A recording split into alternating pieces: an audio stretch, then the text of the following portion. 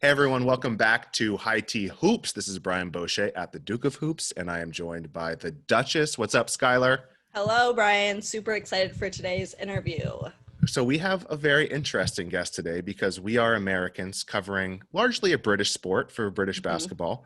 And we have on today Nat Coombs, who is from the UK covering an American sport. So a little switcheroo here. Nat, welcome to the show. Good to be on. You're right. It's like diametric opposites meeting. I know. It's like the episode of the A-Team when Hulk Hogan was on. You have a lot of American guests on to talk about American football. We have a lot of British guests on. It's amazing. Well, this was inevitable. This was bound to happen. It was in the stars. I'm glad we've made it work. Exactly. And before we get into the real questions, Skylar has one to kick us off that I'm super excited for. Honestly, I don't get to talk to football people on this podcast very often. And honestly, a lot of the times when we're making these outlines for our podcast that we send to our guests, I'm truly just making myself giggle while I'm making the outline, and then I can go through and delete all the things that made me giggle that are not important. I figured I'd leave this one in for you, Nat. Nice. Did Lamar Jackson, did he really have cramps, or was that a euphemism? And I do have to say, this is the second round of the question. The first round of the question was worse. So you're welcome. So that game was on late at night over in the UK, and I'm sure it's something we'll come back to, right? You know, covering being in love with American sports since I was a kid, and that battle sometimes. So that was a game that initially I didn't stay up for, right? But what I found that happens a lot of the time is I'll still wake up anyway in the middle of the night, and I'll get Game Pass, and before you know it, I'm being sucked in. So as it happened, that one I kind of woke up. In fact, going back a couple of weeks, on the night of the American election, there was a Thursday night football game, and the same thing happened where I was basically woke up in the middle of the night, was listening to audio of the American election and Thursday night football that I think the 49ers were playing, if memory serves me correctly. So I was basically kind of drifting in and out of consciousness, flipping between the American election coverage and Nick Mullins and Donald Trump got a fever dreams happening. Oh, I'm so sorry. Yeah, that was the night I want to forget quickly. So the same kind of thing happened at this game. You know, I turned on, I was like, oh my God, this game sounds incredible. And it timed to perfection. So as I turned it on, I could hear the comms going, Lamar is coming back out of the tunnel. So, you know. Oh my God, that's amazing. It was amazing. So putting it all together the next morning when I don't stay up all night for a game and I'm watching it back on Game Pass or whatever the next day all the way through, you know, everything all kind of came together, right? And look, he in interviews afterwards has said with a glint in his eye, you know, I wasn't doing a Paul Pierce. I think it was just like, I love that is a thing that it's now known in the trade as doing a Paul Pierce, but I am amazed it doesn't happen more often, guys. Me too. Yeah. All right. I mean, I think cramps, you're right. I think it is stretching the truth. Have you seen the footage of him running down the tunnel? So funny. Just waddling, so more of a waddle. Yeah, exactly. It didn't look particularly cramped to me. So no. And when he's going in the door, he like shoved someone aside so he could get in faster. He's just like, get out of the way. It's an emergency. Yeah, it really. We've all been there, right? We could all sympathize with that. Yes. You know, a lot of the broadcasts I do often are quite long without breaks. And you know, I'm amazed that God, it hasn't happened on a personal level, but you know, I'm amazed that it doesn't happen more often, you know, with athletes. And it doesn't. I did appreciate the Paul Pierce memes afterward. Them photoshopping I always his love when we face can on. bring that back. Yes, in the wheelchair. I'm sure Paul Pierce is thrilled about that as well every time it is brought back. Yeah. All right, let's get into some real questions. That was a real question, but before what do you mean? Sorry, that was an absolutely real question and on brand for this podcast. All right, Nat. So you are on ESPN on the Nat Coombs show covering American football. You recently came on as presenter at Sky Sports covering the BBL, which we're very excited for. Can't wait to get into that more. But do you want to introduce yourself to the audience who may not know you? Yeah, well, I am as probably you might have guessed from that intro, a sports broadcaster and writer as well. I write for the Times as well on NFL primarily, and I have been for a long time. I guess I specialize in American sports, as I mentioned earlier on. As a kid, I just fell in love. I was always sports mad, so that is where that came from, and always fascinated by America. You know, all my favorite comics were American, as in comedians. there was just a cultural resonance early on. Even literature, which I went to study, my favorite writers are all pretty much anyway, all American. So I've always been in love with America. And so it was inevitable I was going to end up involved in American sports. But I kind of stumbled into it. I wasn't an orthodox, 11 years old, I'm going to be a presenter. Even coming out of uni, coming out of college, I wasn't clear what I wanted to do.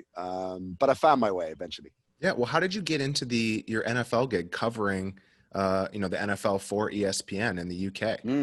Well, my NFL journey started as a broadcaster, back in 2007 was the first year I was doing it professionally, right? So I was really raw, a real rookie. I mean, I'd never done live television before. My first year, I was terrible, but I learned a hell of a lot. And I landed that gig. It was a kind of long journey from to get there. It's, I guess there's maybe a misconception with some people that you can get into a spot like that quickly. It's like so many things. You just got to put in a lot of graft and a lot of time. Yeah.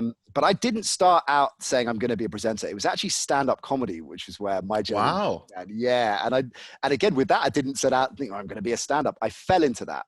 Did you do stand-up? I mean, Top Secret's one of our favorite comedy clubs in London. You ever hit up Top Secret? I never did Top Secret. So I gigged for 4 or 5 years at the start of pretty much straight out of uni. So I kind of got to a pretty good level. I was doing TV and radio spots and 20-minute spots in clubs. And that was the beginning of it because I got signed by an agent through stand-up quite early on, I guess. So I'd been doing that maybe 18 months and I got signed by an agent. And it was pretty clear early on to me that I wasn't going to be a lifelong stand-up. Like I enjoyed it. I got so much out of it. And it's been great grounding for me for live presenting. But I just knew in my heart it wasn't what I wanted to do. So I had one of those, one of those phases that I guess we all have in life at some point. What do I really want to do? Got really existential. Where am I going? And I thought, look, sports is what I want to do. This is where I want to go. So it would be disingenuous to say I had to start from the beginning because I had an agent and I already had, I guess, opportunities. But you were already talent. They're like, Nat Coombs, that guy's a talent. We can shift it. Yeah, they're using the term very, very loosely. I think that stage, I always hate that when you have to refer to yourself or somebody's referring to you as the talent. I love it too. Where's the talent? Is he? He's late again. Brian loves it. I think it 100% true. The moment you say the word, I think it has to come automatically with a simpatico kind of eyebrow raise, like where's the talent? Otherwise, you're not allowed to say it. Yeah. So yeah, that kind of helped a bit. And, I just took any gig I could. I mean, advice I give to those, and there might be, people out there now thinking about it and trying to get in, just be humble and just grind and take whatever gig you can. I think early on, I think that's really important because I remember it was the first time I moved to ESPN. So I've actually worked with them twice. And the first time I'd already been hosting for a few years on telly and radio. And a producer from ESPN got in touch and said, listen, we've got a show and there's a spot on the show we want you to do, but I'm not sure you'd be interested because you're presenting now, you're anchoring now. And it might be essentially saying it might be above your station. And, Too talented. Because I'm talent. That's what he said. Because you're talent. He's the talent. So I said, oh, well, what's the gig? And it sounded great. I said, yeah, sure, of course, let's do it. And I did it for a couple of weeks, kind of guest spot thing, loved it. And about 6 months later, the same guy phoned me back and said, listen, our presenter's leaving the show. Do you want to anchor it? So I don't think you can go in with too many airs and graces and be, and be above your station, even if you're talent. Yeah, that's great advice. I'm intrigued by the NFL in the UK and how the NFL is, it's such a uniquely American thing. And so to have it be popular in the UK, I just have a couple questions for you that I'm just honestly just dying to know. Shoot. So what is the audience like for the NFL in the UK? Like, are NFL fans usually fans of all American sports? For my show, massive audience.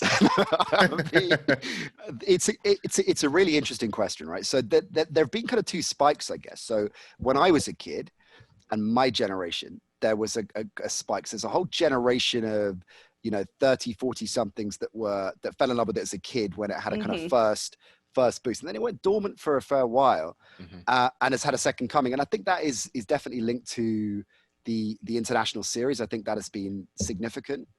for all kinds of reasons, but I think it has created a momentum in terms of programming. I mean, I have my ESPN show dedicated to it, and there are other shows that are totally dedicated to NFL outside of the live programming, which just wouldn't have happened, 10, 12 years ago. And certainly when I was starting out, it just wasn't the case. It was, here's your live coverage, and that was it. I think digital has been a big part of it, the access to so much content, of course. So it's definitely still, I would say, a cult sport over here, the NFL.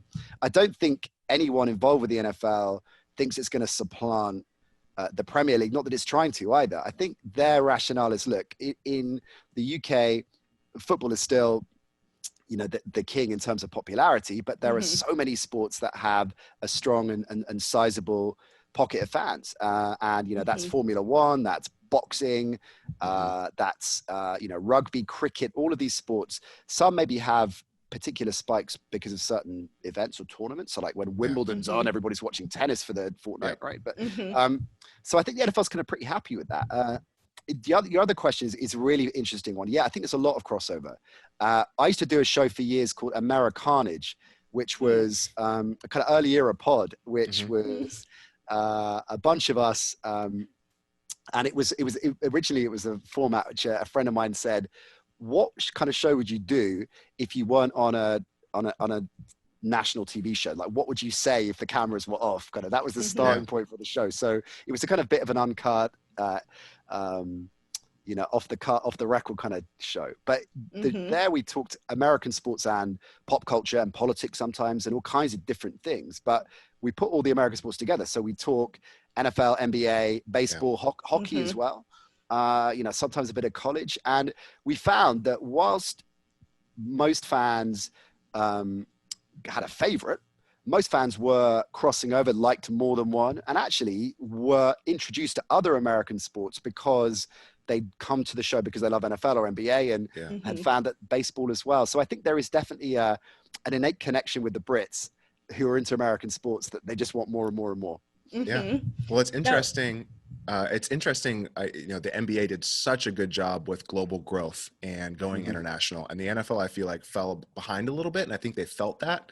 So it is good to see them investing more, in Tottenham's new stadium, having more games over there. It's always a joke on our podcast in the States of like Blake Bortles, is he the greatest British football player of all time? Because he would only play well in the UK during those games. But it's been really.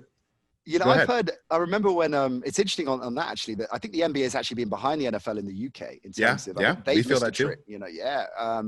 But on the games, there was often a joke, I think, for many years. It's interesting watching how the international series played out in the States and chatting to my friends, that are working in the media and sports media over in the US, varying degrees of skepticism and I think cynicism initially with the whole thing. And even, somebody who I massively admire and you listen to all the time, Bill Simmons, I mean, Simmons and cousin Sal are always talking about, what rubbish game of the Brits got again, poor guys. But actually, Jaguars at Tennessee in London, which was a great game. But that's 7 a.m. Pacific time. Right. So, but as you guys know, often the matchup is kind of irrelevant. You can have a fantastic game, even if it's not necessarily a heavyweight team or a significant one. And I think as well that it's not a case of, we've been starved of sport, a live American sport for so long that we'll take anything. But at the same time, sure, if we're getting 3 or 4 games a year, great. We're just seeing, we're seeing football or NBA up close. I mean, of course we're gonna enjoy that. So I think it's only going to continue to grow over here. I think it's entrenched, in the psyche. But to suggest that it's the kind of big.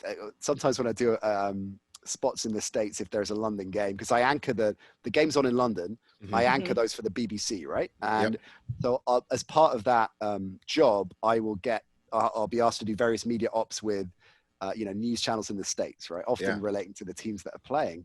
And there is this idea that, if, someone asked me once, if Tom Brady was walking down the street, would he be recognized? And it's like, well, no, I don't. No. He's not going to be mobbed in the same way that, you take most Premier League footballers and put them into the States. They're not going to be recognized. That doesn't mean it doesn't have a fan base, so, yeah. I mean, the NFL, like I said a little bit earlier, it's so distinctly American. I think of all the American leagues, you know, everything is big. It's very violent. You know, the walk up, or not the walk up, the intro music is iconic. I'm not going to lie, your voice talking about it to my ear sounds a little funny. Yeah, sure. So how do Brits find this like very American element of consuming the game? Is it confusing? Is it funny? Is it honestly annoying? Like, I kind of am thinking of it as like what we do with Love Island. Like, we all kind of start doing the voices and like kind of we try to like start using the phrases and stuff. Is it a similar thing? Yeah, it's a great question. I think there is a definite appreciation and affection for the bombast and the pomp and the ceremony. At the same time, you know, a slightly kind of sarky, ironic British, approach almost exactly at the same time. But what I found is I think there are a lot of Americans like that as well, right? You know, that are self-deprecating and see that. And, you know, there's no doubt that a lot of our listeners, and my ESPN show is very much geared at an international audience, but that's not because of, you know, for example, have you ever heard the world feed for the Super Bowl? Sometimes, you know, so, you know, whether it's NBC or whichever host broadcaster is doing it, there'll also be an alternate world feed, which essentially dumbs the game down. We don't need to do that. If anything, actually, I think that the literacy of the fan base in the UK is extremely high. You know, I remember chatting to Greg Rosenthal about this from around the NFL at NFL Network, who I've worked with a lot over the years. And he was surprised, but nevertheless kind of said that the level of discussion topics we talk about, the interaction that the fans are giving, that it's up there with the smartest football shows in the States. I don't necessarily mean mine specifically. I mean, just generally the football content over here. It's definitely not a case of us having to dumb it down. If anything, I guess, you know, because we're a long way away from it, you know, there is an overcompensation sometimes to show how much we know.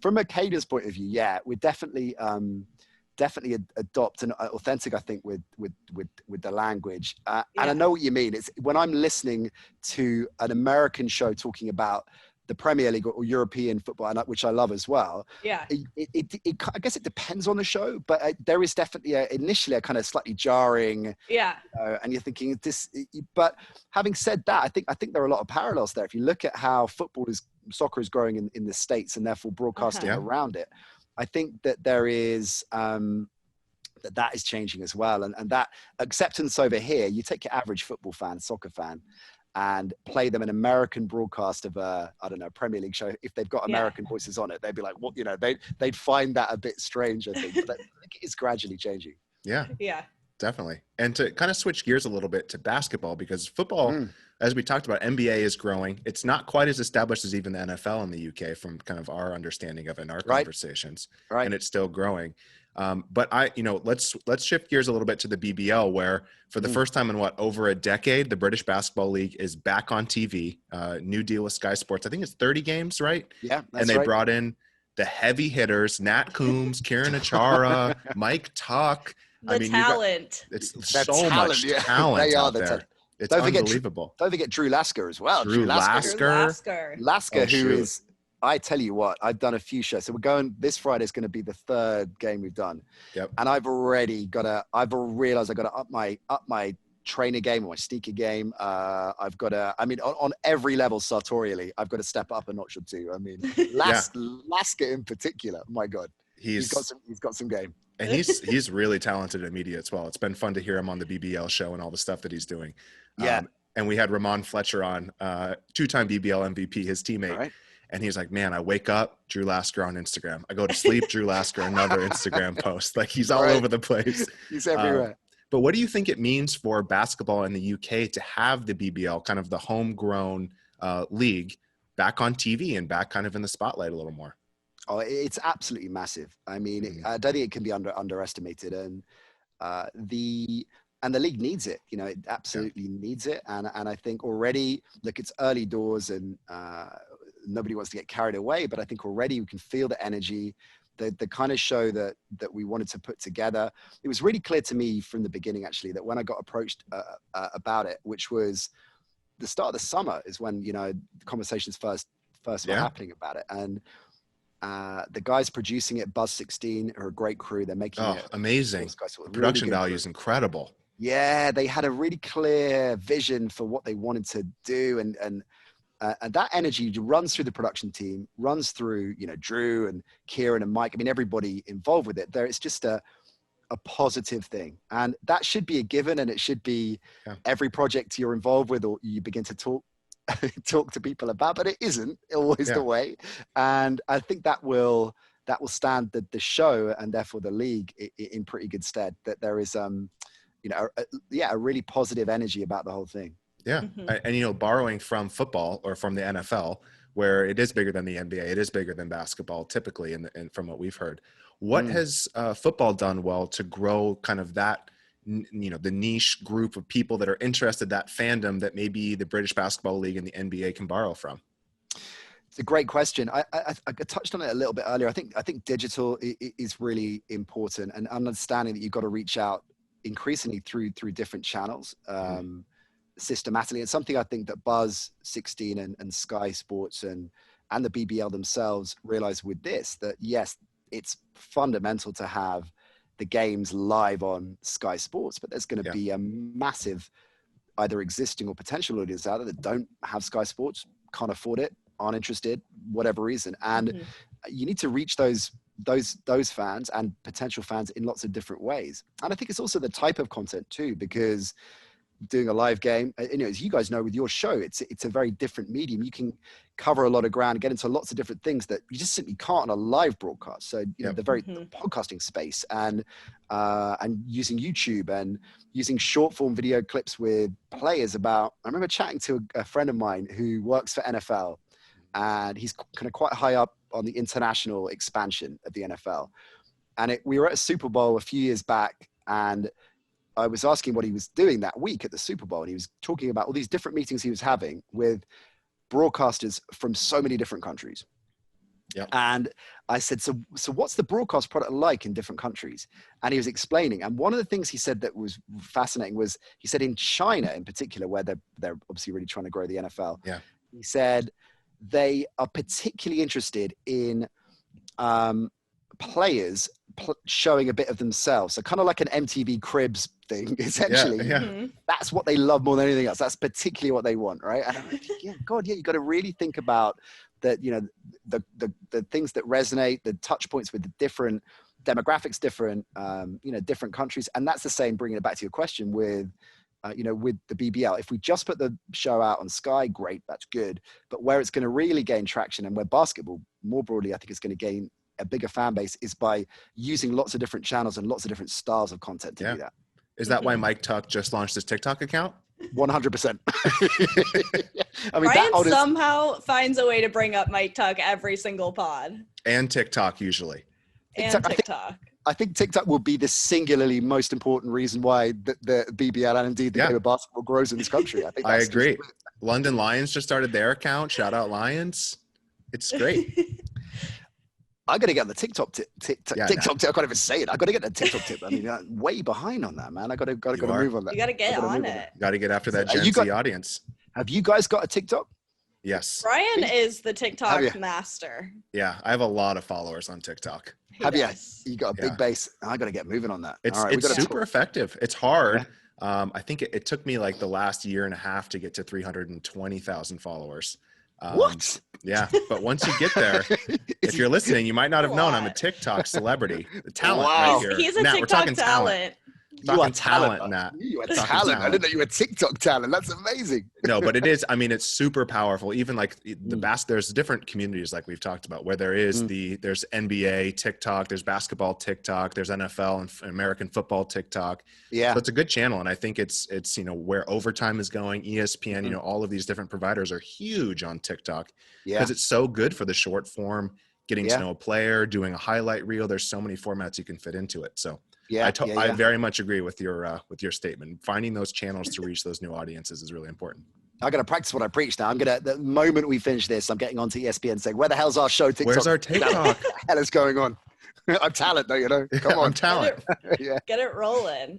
So we were talking about what basketball can learn from the NFL in growing. And, I talked a little bit earlier about how the NFL is so insanely American. I wonder for you what it's like to cover both of these sports, to cover the BBL and to cover the NFL. They seem so different that, the BBL is British basketball, the NFL is so American. Are you code switching, but when you're going between covering these sports, what's it like to kind of, do you adopt different tones? What's it like to go between those sports? It's a great question. I guess I am a little bit that, that there are so many similarities with what I do, or parallels, I should say, and then some fundamental differences. So if we start with the live stuff, right, that is almost interchangeable, right? From a technical point of view and how I approach that. That's what I love. I think more than anything else is doing live sport, right? And that, I think, is what really drew me to the BBL gig in particular. Initially, it was, we're going to do 30 live games. It's like, right, where do I sign? I'm in. That's great. And other stuff around it, cool, interested. With the NFL, it's different, I guess, for me. But you're right, the approach and the style is different depending on the format and the medium. So the ESPN show I do is quite newsy, I guess. We take big topics and big subjects and talk about them. But as we were saying a bit earlier on, it's sometimes it's an hour and 20-minute pod, or anything between 45 minutes and that. And most of the guests that are on it are guys that I've worked for a long time, that I have a good relationship with. So it's a different kind of vibe to doing a live structured show. So I guess sort of jumping between the types of shows I do between the two is distinct. In terms of the games themselves, for me as a kid growing up in Britain and being in love with American sports from as far back as I can remember, I guess I see them just automatically connected, actually, even though the BBL is fundamentally different from the NFL in terms of scale and other obvious distinctions. To me, they're really, I find them very similar. I think I've always been clear about what I wanted to do from fairly early on in on this journey, and what I didn't want to do, right? And I thought the things I love American sports, and that maybe wasn't the smartest game plan at the start of my career. And this is and I've been lucky in that respect, that the NFL has blown up over here to the degree, and things are kind of going in that direction. But I knew that's what I wanted to do and be involved with. So I kind of followed my instinct and followed my guns on that. But yeah, it's to have the BBL opportunity, now, and seeing where the potential for the league and where it can go, I think is really, really exciting. Yeah. And before we get into listener questions, which we have some fun ones, awesome. Any fun anecdotes from being on with the crew so far? Any behind the scenes stuff you want to share? What kind of has impressed you about this BBL season and coverage so far? Well, I probably shouldn't say, I'll probably get in trouble for this, but hey, my disclaimer is throwing that out now. So the first show, right, which was a double header. Yep. So we did 2 games back to back from Newcastle, from Drew Lasker's Newcastle Eagles. And so we were on air at 4:30, right? 5 o'clock tip off first game, and then about half an hour in between, 40 minutes, and then the second game. So long old broadcast, right? We got off air in the end, I think about 9:30, 9:45, right? So This is a 5 hours plus a live broadcast. So I'm in London. I live in London. The game's in Newcastle. I got the train up in the morning with one of the bosses of Buzz, who, producing the show. And we left in pretty good time. I should have known something was going to go wrong because I got to the station and bought I went to a Joe and the Juice. Yep. Bought a coffee, a ridiculously colored smoothie shake kind of thing, and I stocked up well for the journey. Yeah. Dropped them. I had it in a bag. The bag broke, so so within about 30 seconds of buying them, so just on the floor. This might be one of those days. So we were about an hour out of London, and the train journey to Newcastle is maybe 3 hours, I guess 3.5 hours, right? The train stops. As you will find, trains will stop all the time in the UK for no reason whatsoever. We sat there for an hour, and Yeah, you can see where this is going. And then it just trundled in backwards. So the train started moving the wrong way. So I said to Scott, I think we're going the wrong way. And he just nodded, didn't even say anything, just kind of nodded like, oh boy. We trundled into Grantham, the station. And long story short, all trains cancelled that day. We had to taxi cab it from Grantham to Newcastle. This is proper planes, trains, and automobiles, right? So, we got to Newcastle with about 40 minutes before we were meant to be live on air. So that first broadcast that we did, we had no rehearsal. I mean, that's terrifying. God, it was proper seat of your pants. So the fact that we got through that, and this is credit to Mike, to Drew, to Kieran, to everybody behind their camera as well. I mean, heavyweights. We just had to get on with it and dealt with it. It was authentic. It didn't seem rehearsed at all. Yeah, exactly. That was the plus side. So yeah. So that's already fun and games from Seriously, I love that anecdote. All right, let's get into some audience questions. We have Paul Nicholson, friend of the pod, came on the podcast last week. So he's a coach at the Plymouth Raiders, and he asks, because he talked a lot about having to wear so many hats while you're working for a BBL team. British basketball media has changed massively over the last few years, and we're finding that multiple people are trying their hand at new things to try to grow the sport. What advice would you give to media teams across the BBL who are not necessarily media people, but are trying something new and trying to grow through that method? So love this question, Paul. Yeah. Would love your insights here, Nat. It's a great question. You know, one of the things that we talked about when we started looking at the coverage for Sky was the XFL. Right. So, and it sounds like I'm just saying this because I'm a company man, right? Because ESPN had the rights, but the XFL coverage, and we had Tom Luganbill was one of the broadcast crew for ESPN when the XFL was on earlier this year, was one of our regulars on my show.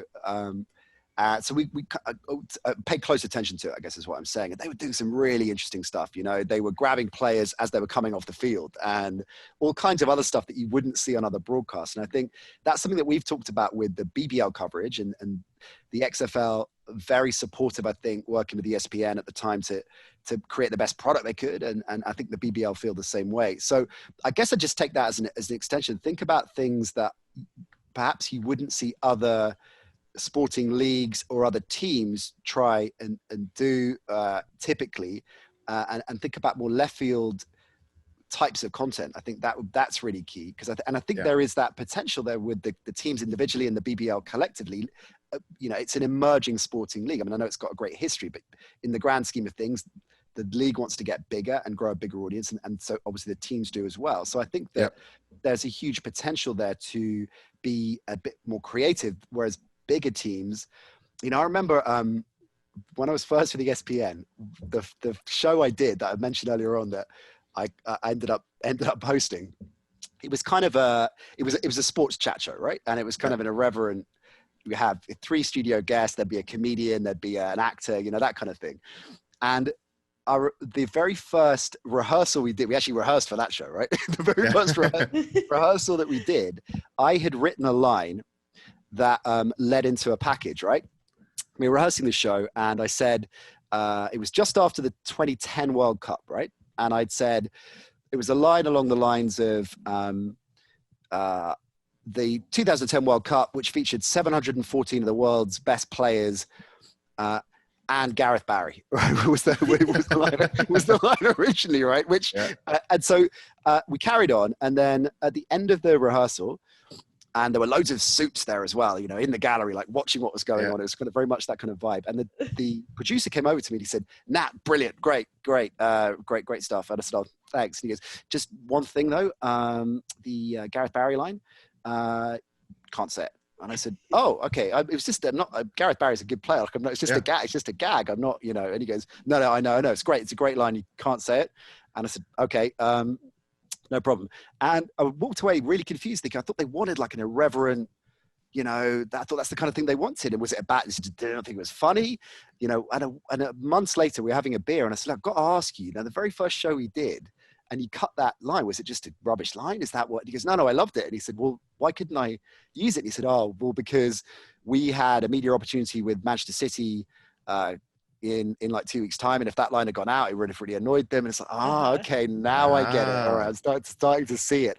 So I think those constraints that you have, if you're working, with the Premier League or the NFL and what you can and can't do, I think you can be a little bit more left field with, with emerging leagues. So that would be my advice. Yeah, I think. That's great advice. Thanks for the question, Paul. Yeah, I love that advice. All right, we'll finish up on one more audience question. And these are my favorite types of audience questions. They're the ones where I'm assuming it's from a friend of yours and they just make no sense to Brian and I, which is fun. Okay. Oh, yeah. God. This sounds ominous. So from @Minnesota_UK, could you beat Michael Carlson at risk? Okay. Oh boy. Could I beat Mike Carlson at risk? So and why is he your dad? On Twitter, his bio is Nat's dad. Oh, Nat's dad. Because his son is also called Nat. Yeah. Oh, okay, good. So he's not referencing you. Total coincidence. He's not actually my dad. Yeah, different Nat. It's like, Nat, I'm your father. You're talent, and I'm your father. Every time. So Mike's someone I've worked with for years, and he used to have a line. Every time any player called Nat or Nate, he would throw whatever the context he was saying. It would say, "Nice name, Nat." So Nate Washington had a touchdown. Nice name, Nat. And just throw it in. Throw it in whatever you're doing. Mike's someone I've worked with for a long time. A long time collaborator. We're kind of, work together a lot on NFL coverage, still a regular on my ESPN show. And we're kind of an odd couple vibe, I guess, that he is American, lived over here for a long time, quite unreconstructed, old school Clint Eastwood style in many ways. So someone once compared us to, do you remember the movie with Eastwood and Charlie Sheen? I should be careful where I go with this, but with Charlie Sheen and Clint Eastwood called The Rookie, right? Which is basically, Sheen is a rookie cop and Eastwood is the skeptical, grizzled, old, vet. That's me. That example wouldn't work well on TikTok, by the way. Just so you know. Wrong audience. That was too old for me, and I am too old for TikTok, so that will not work on TikTok. I have no chance there. All right, answer the question, Nat. Can you beat him or not? I feel like you're deflecting. We want to know if you can beat him at risk. I think I would be able to, because I think he's genuinely, naturally a better, more talented player.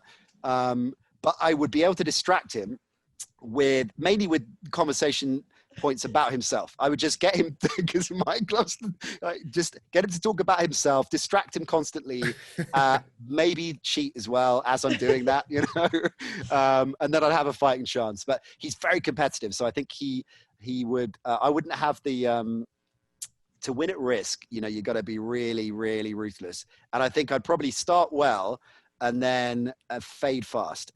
So if I couldn't get my distracting tactics on, I think Mike would win. Yeah. Almost like the Pittsburgh Steelers, starting strong, fading as time goes on. Thank you so much for coming on, Nat. We appreciate it. Thank you, Nat. It's been an absolute pleasure, guys. Thanks for having me.